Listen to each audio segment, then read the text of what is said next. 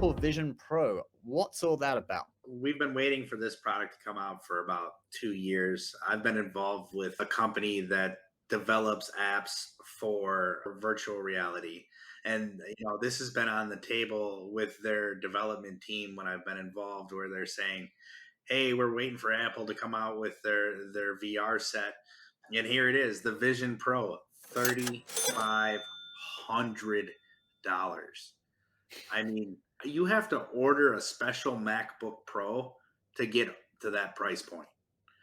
Yeah. So you literally have to go into Mac and say, "I want a solid Max state." out. You've got to max out. You've got to add additional things that are not typically given to the regular consumer. I think the highest level of MacBook Pro you can buy is around $3,200. Yeah. And so now they're introducing this product to everybody for $3,500.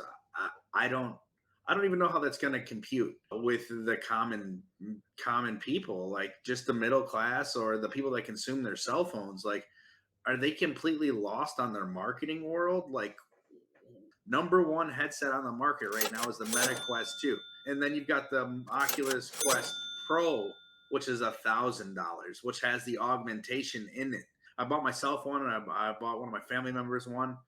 And it's just really interesting that someone at the marketing department for Apple turned around and said that we can create this product and people are going to pay $3,500 for it.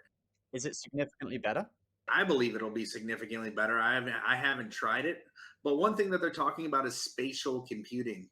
When you put on Apple Vision Pro, you see your world and everything in it. You navigate with your eyes. Simply tap to select. If you've ever seen Iron Man, where he's computing with his hands everywhere and he's pulling stuff, that's basically what they're touting, is that they have this in their device. Check the heart, is it the brain? My diagnosis is that you've experienced a severe anxiety attack. So you're talking about spatial computing be something that's gained by your eyes and your hands. There's no controllers. So when you're using an Oculus, you have two controllers that you have to hold.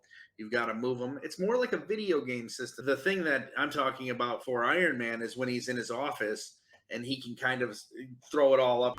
Initiating virtual crime scene reconstruction. Welcome home, sir. There's also another movie called Minority Report, Tom Cruise in it years and years ago. He put on a little singular eyepiece for that, and he can pull from things. So they're touting spatial computing as being a big thing. What I do think it's going to offer to the marketplace is it's going to take the VR headset out of the video game world and put it into everyday world usage. And that's where you're going to start to see some development for VR. Because right now there's about 10 million VR headsets that are in consumers' hands that have been purchased, maybe a few more now.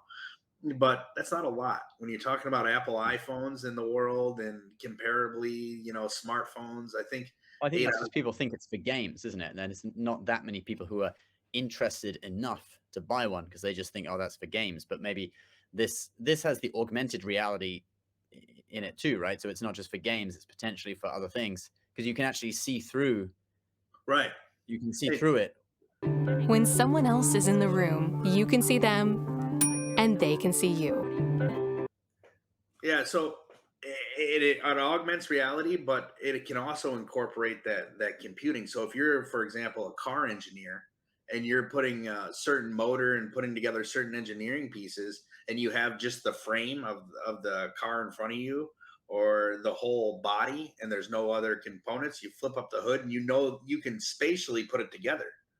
So now you're talking about really offering something that's not on the marketplace. So it's interesting that it doesn't have the controllers and that it has the eye technology and things like that. But again, the money is just, to me, it's ridiculous. We're not talking about Oculus Quest where there's millions and millions of users. So that's kind of like, what are they thinking? I mean, their stock's gone up. That always does. It's not new. There was a funny thing. Kevin Paffrath, a YouTuber, posted on Instagram. He said that in the same keynote address, Apple, they came out with a new feature on the iPad where if you're holding it too close to your eyes, it has a little pop-up that says, screen is too close, move it further away from you. in the same keynote address, they come out with another product that literally puts the screen right here. So I thought it was kind of amusing. It's like too close to the TV. Yeah. It's gonna rot your brain. You know, that's what your parents tell you when you're a child, and here we are. We're gonna walk around with this thing attached to our face. I feel like they had to come to launch this product because they spent so much R&D on it, and that Okay. they just had to, at this point, put something on the market. But I'm wondering if it's going to be a flop product. I mean, Apple's had flop products in the past, and unless they do some quick innovating by next year and introduce something that's revolutionary, I mean, the spatial computing is revolutionary, It might be. Yeah, see how it plays but out. the headset itself needs to be revolutionary, just like the iPhones were revolutionary.